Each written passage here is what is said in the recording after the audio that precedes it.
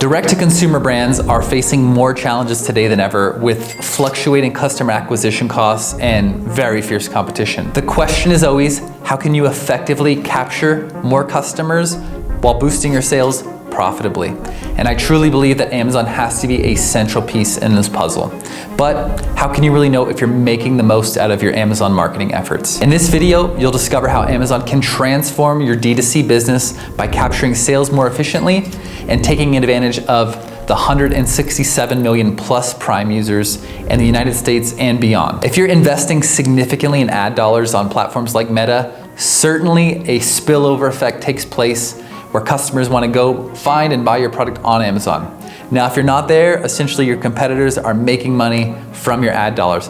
But if you are there, you have to be making sure that you are capturing that spillover as efficiently as possible. So we'll be guiding you on how to maximize your marketing spend, tap into Amazon's vast user base, and leverage data for sustained growth. My name's Ken, and I've been selling in the world of Amazon for the last 10 years. After experiencing a multiple seven-figure exit of my own brand, this year we'll be managing over $200 million across our portfolio of brands. We're working with some of the top D2C brands in the world, like Gordon Ramsay's cookware brand Hexclad, Ridge Wallets, BK Beauty, Woobles, the list goes on and on. We'll be reverse engineering how the best-in-class D2C brands are fully taking advantage of Amazon and how you can do it too. We'll cover 10 essential strategies for maximizing your sales on Amazon, from brand protection and listing optimization to advertising strategies and customer service excellence. Let's dive into how you can leverage Amazon to supercharge your sales. So, first of all, if you are investing heavily in platforms like Meta, and many of the brands that we're working with are literally spending millions of dollars per month, we have to make sure that Amazon is capturing that spillover as effectively and efficiently as possible. Very simply, many shoppers just prefer the shopping experience of Amazon. And as I mentioned, if you're not present, competitors are essentially capitalizing on all of your marketing efforts. And being on Amazon allows you to efficiently capture that customer spend and make sure that your brand is there and visible. However, there's still bidding going on. For instance, we work with Ridge Wallets, and there is a whole economy based upon people bidding on all Ridge Wallet search terms. In fact, Ridge Wallets in a way is actually bigger than the greater wallet market in some regards. So even if you are there, you have to make sure, and Search Query Performance Report is really one of the best ways to do that, to make sure that you're capturing at least 80% of the market share for your own branded search terms.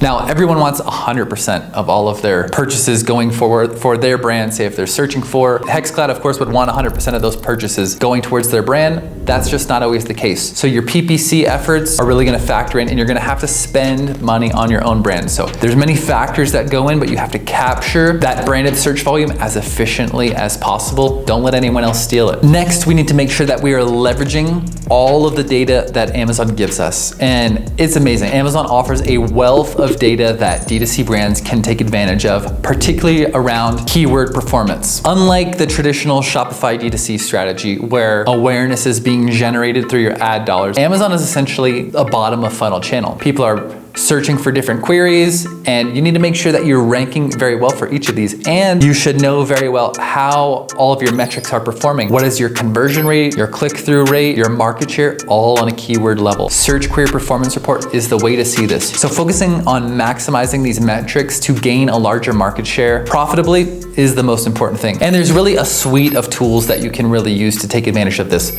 My personal favorite is a tool called DataRova, and for every single brand that we work with, we literally track their most important keywords every single day in terms of where they're ranking organically. And of course, as I've mentioned, Search Query Performance Report is gonna have all of the most important metrics about every keyword that is leading to a conversion for your brand. Next, we have to make sure that we are really protecting your brand when you go to Amazon. You're of course probably gonna have a trademark already, which is essential. You're gonna want to make sure your trademark is registered with Amazon's brand registry, so you can really enforce and make sure that people are not illegally using your brand name throughout their listings and different things like that. But even more importantly, Amazon is a very challenging space, and there's really like modern day piracy that goes on there. Many people can sell, counterfeit versions of your product per se, or a huge problem that goes on is where people essentially hijack your listings. They can do this for many reasons. One, so they can just, profitably make some sales before they get kicked off, and that's their whole business model, is essentially hopping on different people's products. However, though, sometimes competitors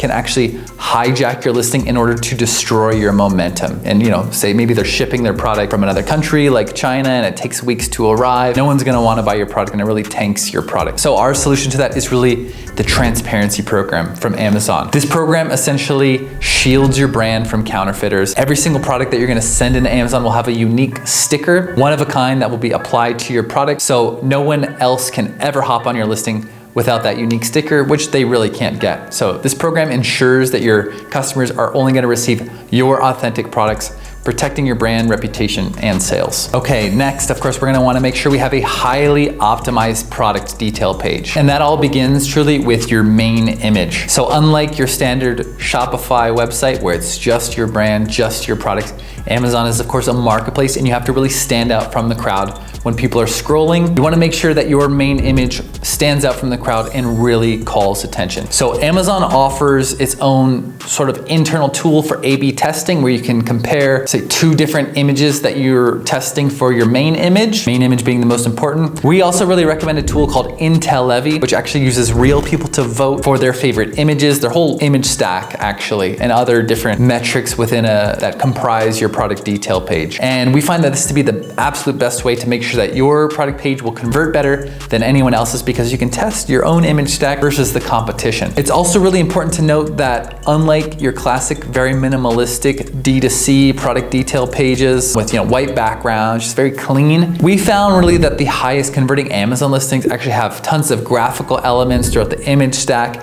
and it's really calling out your main features and your benefits in the images. Test these out. Amazon gives lots of best data, like what are the best performing products for any keyword. Amazon will share the top 3 of those, so see who's performing best in your category, get some inspiration from them. Next, there is both a challenge and an advantage to being a premium price D2C product. On Amazon, of course, there's going to be many cheaper Me Too products. If you're a big player in the market, someone's probably trying to copy your products essentially. But because you have that bigger margin to play with, you have a lot of opportunities. One of those opportunities is really taking advantage of deals in ways that other people can't because you have a very nice margin. There's many different types of deals on Amazon, and premium priced products thrive when they're running deals, okay? There's lightning deals, which are, a very fixed period of time where you can run these, and you can run them once a week. There's also best deals, which you can run once a month, and best deals are like a 7-day deal, and we recommend running these as often as possible. You're going to have to do at least a 20% discount in order to get the deal, but it'll have a nice badge on your listing, and your listing is going to convert much better. So many of the different keywords that you're bidding on, especially your non-branded keywords, it's going to be hard for you to really scale those in a profitable way normally. However, when you have your deal badge, you've got that 20% or more discount, you can actually spend much more aggressively on these search terms and capture a ton of sales. So for D2C brands, premium price products, highly recommend running deals as much as possible. Make your own deals, basically. Amazon has their Prime Day deals throughout the year and different holiday events, of course. But if you essentially make a deal calendar for your brand, you can see the different opportunities where you can place in best deals and lightning deals throughout the whole year to take advantage of that. But that's a total game changer for D2C brands. Next, when it comes to advertising strategies for D2C brands, you're gonna wanna group things into 2 very specific buckets. And that's your branded advertising strategy and your non-branded. And by non-branded, I mean any keywords that you're bidding on that does not have your brand name in there, of course. So your highest search volume, highly relevant keywords are usually gonna be non-branded search terms, of course. To take the Ridge, for example, Ridge wallets for men is a branded keyword. The absolute most important non-branded keyword in the category is wallets for men.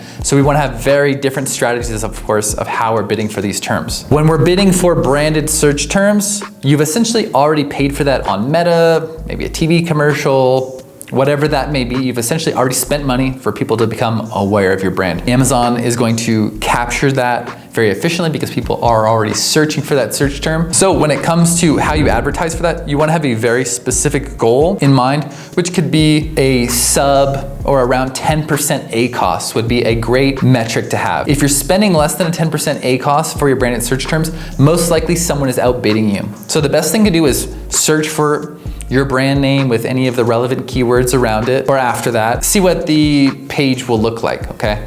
There's the headline search ad, the banner ad there. When people search for your brand, it really is kind of a bad look if someone else's brand is popping up at the top. They're essentially bidding for your branded search terms. It's a very, very common thing on Amazon. So you wanna find out how you can essentially spend the least amount of money, but I would recommend maintaining that spot. And you really probably wanna maintain the top 2 spots in order to not have anyone else stealing your branded search volume. That's incredibly important. Then you're gonna wanna cross-reference with Search Query Performance Report to make sure that you're maintaining, I recommend at least an 80% market share for your brand. If you are only having a 70% or lower market share, spend more money on your branded search terms, and then week over week, you can actually track your market share going up, but you can also spend too much. And I would say many agencies just love to spend money on all of the branded search terms because they're gonna have a great overall account ACoS, but really they're just probably overspending and cannibalizing your organic sales. So be very well aware of that. Then when it comes to the non-branded strategy, say after your COGS and after Amazon fees, maybe a D2C brand is left with a 40 or 50%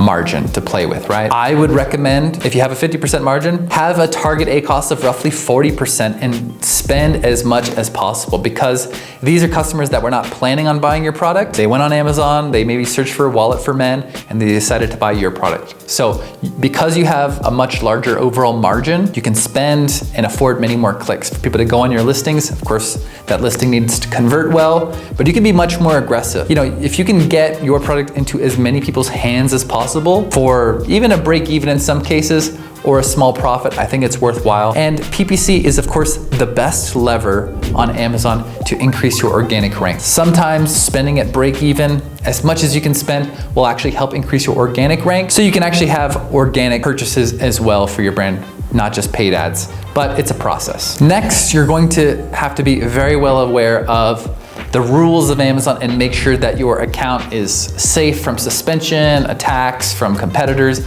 many different things like that. Many people fear their accounts being suspended on Amazon, and in my actual experience of selling on Amazon for the last 10 years, it's actually pretty crazy what people can get away with before their account gets suspended. However, I would say some things that Amazon now takes very, very seriously is review manipulation. Now, if you're a D2C brand, you probably have a huge email list with maybe several 100,000 subscribers to your email list. I highly recommend, although it is against the TOS terms of service, to take advantage of that. You know, you have a dedicated following to your brand, you have an email list, you can really leverage that and say, hey guys, we're just launching on Amazon, we would appreciate your support, here's a free product. And then maybe if they get it afterwards, you can ask for a review. So that's technically breaking the rules, but it's a great advantage to kind of generate those reviews. Really, the natural review rate is probably a 2 or a 3% maximum.